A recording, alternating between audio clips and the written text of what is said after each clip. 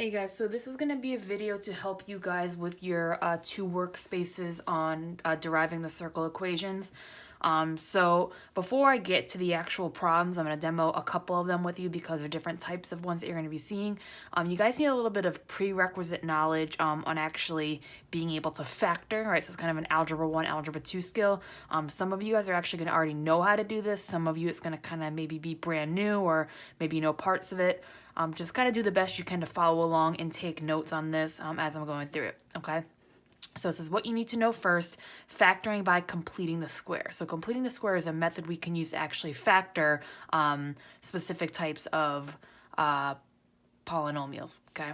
So, for example, factoring, it's kind of like the opposite of the distributive property, right? If I were to give you guys an example like this, 2x times x plus 3, you guys know you could simplify this just by distributing that 2x to the x, the 2x to the 3, to get 2x squared plus 6x, right? Or, and again, some of you might be familiar with this, some of you might not be. If you're to multiply two binomials here, right, you could do like double distribution. So you could take that first term x, multiply it times the x and the negative 2. That would give you x times x is x squared. And then x times a negative 2 is a negative 2x. And then if you take that second term of the 3 and also distribute it to both terms, so 3 times x is a positive 3x, and then a 3 times a negative 2 is a negative 6. You combine your two middle-like terms, and you would get x squared, negative 2x plus 3x is a positive 1x, and then minus 6, okay? So what I'm about to show you guys is how we can actually factor x squared plus 6x plus 7 by completing the square, okay? And the square is going to kind of reference to like our perfect squares, all right? So if you guys notice how we have a quadratic trinomial here, quadratic because my highest exponent power is 2, trinomial because I have 3 terms, and you guys see how I have the standard form listed above it. I have ax squared plus bx plus c, and in this case my a would be 1, right? I'm just going to circle that as my a value. My b value here would be 6, and then my constant or my c value here is 7, okay? So the first step that you always do by completing the square is you're actually going to take that constant term of c and bring it over to the other side of your equation. Now, you can't just drag it over. You have to use opposite operations to bring it, right? So I'm going to subtract 7, subtract 7. And I'm actually going to rewrite the work over here, guys, so I can be a little more cohesive. So I'm going to be left with x squared plus 6x, and then I'm going to kind of like leave like a blank gap space because we're going to actually fill that in with something in a bit, and then it's equal to 0 minus 7 is a negative 7, okay? Now what we're going to do, because we're actually going to be completing the square, we're actually going to fill in this number here with a constant, and what we're going to do to find that constant is take our b value of 6, and there's a little trick you're going to do. You're going to take the b value, cut it in half, divide it by 2, and then whatever you get, you're going to square it. Okay, so in this case, if my b value is 6, I'm going to do 6 divided by 2 and then square it. Okay, so 6 divided by 2 gives me 3. I square my 3 and I get a positive 9. So I'm going to add in a 9 right there. I also have to add a 9 to the other side because I need to treat both sides equally. Okay, so what I'm going to be left with now is x squared plus 6x plus 9 is equal to a negative 7 plus 9 is a positive 2, okay? Now, the last step I'm going to do with you guys, because this is a skill you guys are going to need when we actually start working with our circle equations, is being able to simplify this here and factor it, okay? So if you guys notice, between a positive 6 and a positive 9, there's one single number out there that if we were to add that number to itself, we'd get a positive 6, and if we took that same number and multiplied it by itself, we'd get a 9. So I think some of you guys might be thinking, oh, that number's 3. All right, 3 plus 3 is 6, and 3 times 3 is actually 9. So I can actually factor this as x plus 3 times x plus 3. And again, the reason why I'm doing that is because 3 plus 3 is 6, that middle b term, and 3 times 3 is a positive 9 there, okay? If you were to actually go back and do what we did in this example up here and do the double distribution or FOIL, right? Some of you guys know the FOIL method, you would end up getting x squared plus 6x plus 9. So this is me just factoring it here, and anytime you have any expression times itself, I can write that as x plus 3 squared, or that expression raised to the second power here, okay? So I'm just going to leave it as that for now. I'm not going to go any further with that because it's really the only skill you're going to need when I start going through some of these examples here, okay? So, in your actual Matthew workspace, it's going to give you guys completing the square, but with circle equations, okay? And we're literally going to follow this exact same process, but we're going to kind of do it 2 times, okay? So kind of our standard form for a circle equation, okay, it's going to look something like this, where you have ax squared plus ay squared plus bx plus cy plus d is equal to 0.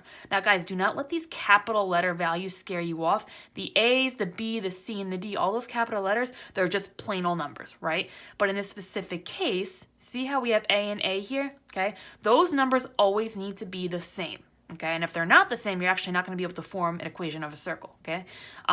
So this example is going to be when the a value is equal to 1. So meaning there's technically like no number in front of the x squared and y squared. If you want, you could put like a 1 in front as a placeholder, but you do not need to do that, okay? So here's the example I'm going to run you guys through, okay? You're going to have a similar one on your Mathia. Okay, so I have, again, x squared plus y squared, meaning 1x squared plus 1y squared, right, because our a value is 1, minus 6x plus 8y minus 0 is equal to, minus 1 is equal to 0, I'm sorry, okay? First thing we want to do, okay, so just like we did up here, we're going to bring the constant, that positive 1, over to the other side just by adding it, right, the opposite operation. So what I'm going to be left with is x squared plus y squared minus 6x plus 8y is equal to 0 plus 1 is a positive 1, okay? Next thing I want to do is I kind of want to group. I want to put my x's in the beginning and then my y's second. So meaning I want to group my x squared and my minus 6x. I want to group my y squared and my positive 8y. So I'll do my x's first. I'm going to have x squared minus 6x, okay? And again, I'm going to leave a little blank space there because we're going to complete the square.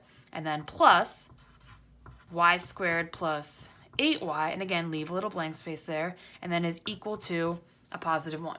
So we're actually going to be forming our equation of the circle, kind of similar to what you guys see on that previous workspace, and we're going to show how we can actually derive and figure out the center and the radius based on when an equation is given like this, okay?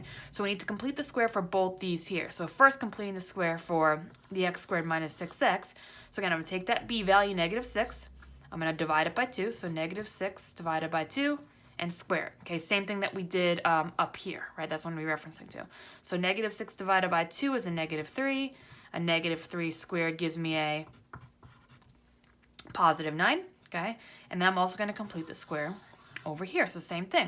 I'm going to take my b value of 8, I'm going to divide it by 2, okay, and square it. So 8 divided by 2 gives me 4, and then 4 squared gives me a positive 16. Okay, keep in mind I added the 9 and the 16 here. I also need to add it to the right hand side of my equation. So plus 9 and then plus 16. Okay, so what I'm going to be left with is x squared minus 6x plus 9 plus y squared plus 8y plus 16 is equal to 1 plus 9 is 10 plus 16 is 26. Now I'm almost done here, but again, I need to kind of simplify and factor on the left-hand side and the right-hand side here. So again, what essentially that's going to be is 2 numbers that add up to that b value and multiply to that c value. And essentially, guys, every time what it's going to be is just the b value divided by 2. So negative 6 divided by 2 is a negative 3. So let's see. Is negative 3 plus negative 3 a negative 6? Yes. Is negative 3 times negative 3 a positive 9? Yes. So I'm going to write this as x minus 3 times x minus 3, or I can write it as x minus 3 to the second power, okay, plus, so same thing, all I'm going to do is take that b value, divide it by 2, which is 4. Is 4 plus 4 8? Yes. Is 4 times 4 16? Yes, so I can write this as y plus 4 times y plus 4, or y plus 4 to the second power. That's equal to 26. Now looking at this, guys, you should be like, oh, miss, I can actually see now what my center is and what my radius is, right? My center would be 3, negative 4, right? So I'm going to write center. That'd be a positive 3 and a negative 4. It's kind of like the opposites, right? And then my radius would be the square root of 26. Now, since 26 is not a perfect square, I'm just going to write it as the square root of 26.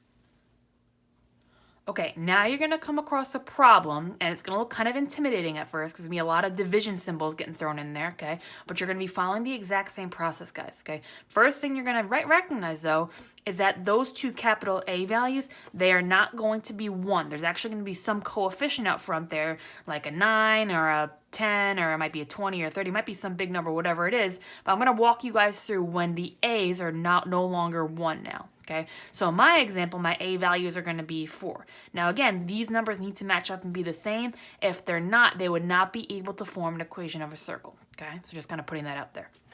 So before we start dealing with those two coefficients there, first thing I want you guys to do is same thing we did before and just take that 51, right, that constant, whatever it is, bring it to the other side. All right, so I'll do minus 51,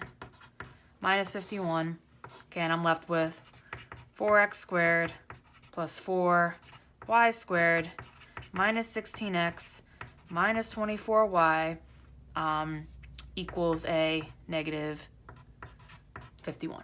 Okay. Next thing we're going to do, so again, we're going to go ahead and group. So I'm going to group my x squared and x together and my y squared and y together. So I'm going to have 4x squared minus 16x. And then what I'm going to do is, again, leave like kind of a little blank here for now. And then do plus 4y squared minus 24y, little blank space here, is equal to negative 51. So what you're going to do now, guys, so again, since this a value out front here is not 1, it's actually 4 in this case, right? You're going to go ahead and divide everything right now by 4, okay? So divide out by 4 here, divide out by 4 here. I can't divide by 4 here, so just leave that blank. Divide by 4 here, 4, and 4. So what you're going to be left with is now that a value is actually going to equal 1. So you're going to get x squared. Okay, negative 16 divided by 4 is a negative 4x blank plus 4 divided by 4. Again, those are going to cancel out. I'm going to get y squared. A negative 24 divided by 4 is a negative 6y blank equals, and we can just keep negative 51 as negative 51 over 4 because that's going to give you kind of a decimal in your calculator. Okay, and I'm going to keep it in terms of fractions for now because again, we're going to have to add these two terms over to this side here, and I'll show you guys how we can do that. Okay, so again, completing the square, we're going to take this b value of negative 4 divided by 2 and square it.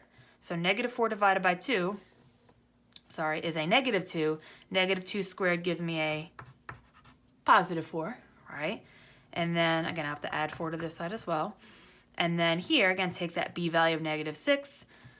Negative 6 divided by 2 and square it. So negative 6 divided by 2 is a negative 3. And negative 3 squared is a positive 9. Make sure you add the 9 over here as well. Okay? So what I'm going to be left with is x squared minus 4x plus 4 plus y squared minus 6y plus 9 equals, and now since this is in terms of fourths, okay, I'm going to eventually have to convert these, right, and actually get common denominators. So I'm going to write this as negative 51 over 4, and it's going to be plus, I'll do 4 over 1, and then plus 9 over 1. I'm just writing these two whole numbers as fractions so we can eventually go and get common denominators here, okay, make our lives a little easier. All right, now again, you guys know how to do this part here, right? I want to kind of just rewrite this as factoring, okay?